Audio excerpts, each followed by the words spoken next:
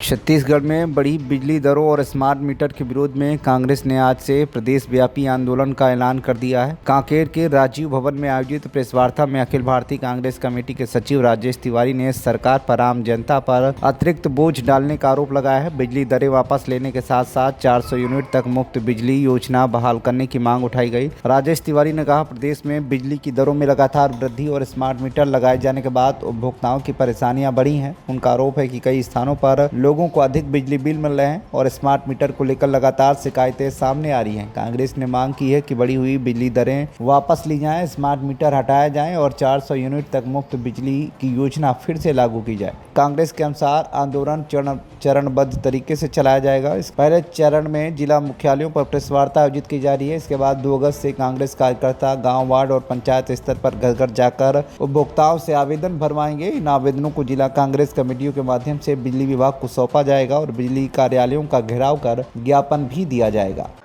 आदिवासियों को track suit देने के नाम से जो लगभग 1539 रुपये का ट्रैक सूट था, ये 2499 रुपये में खरीदा गया था। इसका घोटाला भी जो किया गया है, उसी प्रकार से जो है तेंदुपत्ता संग्राहकों को हमारी सरकार ने कहा था कि भाई जो तेंदुपत्ता के संग्राहक है, उनको जो बोनस की जो राशि है वो सीधे उनको कैश के रूप में उनके खाते में जाना चाहिए, उनको उनके हाथ में जाना चाहिए।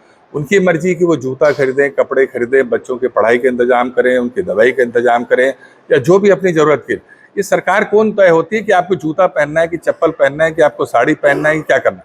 मेरा पैसा, मेरी मजदूरी का पैसा, मैं उसको कैसा उपयोग करूँ, ये उनके ऊपर है। इसमें भी जैसे चप्पल खरीदी जो होती थी, किसी को 6 नंबर एक पैर का जो है चप्पल, 6 नंबर का एक पैर का चप्पल, 9 नंबर का, ये अनियमितताएं भी पत्रकार मित्रों के माध्यम से सामने आया है। तो सिर्फ कमीशन खोरी के लिए जो है ये जूता घोटाला करने के लिए सेफ्टी शू जो है खरीदी करने का काम जो है, जिस प्रकार से जैसे मोबाइल में जो यूज़ होता है, खपत जो है अपने आप जो है वो बढ़ जाता है। दूसरा, स्मार्ट मीटर से अब ये होगा कि आपके जिस प्रकार से मोबाइल में प्रीपेड जो है आपका जो है एक्टिवेशन जो कराते हैं, तो अब ये जो है अभी धीरे से तो स्मार्ट मीटर लगा दिए, अब इसके बाद इसको प्रीपेड कर देंगे। मतलब आप पहले पैसा जमा कराओ, उसके बाद आप उसका उपयोग करोगे। और अगर जैसे ही आपका मोबाइल बंद हो जाता है, जिस प्रकार से उसका राशि खत्म हो जाती है, वैसे ही आपके घर में बिजली की भी कटौती हो। एक तरफ सरकारी विभाग में जो है, चाहे नगरीय निकाय है, नगर पंचायतें हैं, चाहे सरकारी विभाग है, करोड़ों रुपए के बिजली के बिल बकाया है। लेकिन आम उपभोक्ता, गरीब उपभोक्ता का अगर 10 रुपए का भी बिजली का बिल बचता है, तो उससे जो है उसको जो है उसकी बिजली जो है कटौती की जाती है। तो आने वाले समय के लिए तो छोटे से थोड़े से इतना बहुत ज़्यादा सेंसिटिव ये है। और दूसरा, इसमें अभी जो रीडिंग जो करने का काम जो स्थानीय जो बेरोजगार साथी जो करते हैं, जिनको उनका राशि जो मिलती है, स्मार्ट मीटर से ऑटोमेटिक रीडिंग होगी। जो मीटर रीडिंग करने का जो काम करते हैं, उनके सामने बेरोजगारी की समस्या पैदा हो जाएगी। और चूंकि ये कंट्रोल एक प्राइवेट कंपनी के पास रहेगी, तो अपने कमीशन के लिए वो अनाप शनाप बिजली का बिल उनके हाथ में रहेगा कि वो बिजली का बिल को जिसके अनुसार वो बढ़ा दे। यहाँ पे मीटर में आप जो रीडिंग करने आता है, तो आप अपना देखते हैं कि भाई कितने खपत पिछले महीने में हुई, इस महीने में कितनी खपत हुई। अगर उसमें कभी फ्लैक्चुएशन वगैरह होता है, तो आप उसकी कंप्लेंट करके सुधरवाने का काम करते हो। लेकिन स्मार्ट मीटर में कहीं होगा तो कहीं पे सुनवाई होने वाली भी नहीं है, इसलिए आम उपभोक्ताओं को ज़्यादा नुकसान होगा। अच्छा, ये बताएं, स्मार्ट मीटर लगाने से क्या बिजली चोरी रोकथाम हो पाई है क्या? बिल्कुल नहीं। देखिए, जो बिजली जो वायरें जो खुले में जो फैली हुई हैं, तो जो बिजली चोरी करने वाले, जो जैसे पुराना जो मीटर लगा था, उसी में उस मीटर को चेंज कर दिया गया है। उस सिस्टम में तो कोई अंडरग्राउंड आपके केबल तो है नहीं, खुले में आपके केबल हैं। तो आप देखते हैं कि बहुत सी जगह जो लोग हैं, वो पब्लिक वो जो है वो अपना भूख लगाकर जो है बिजली चोरी करने का जो काम करते हैं।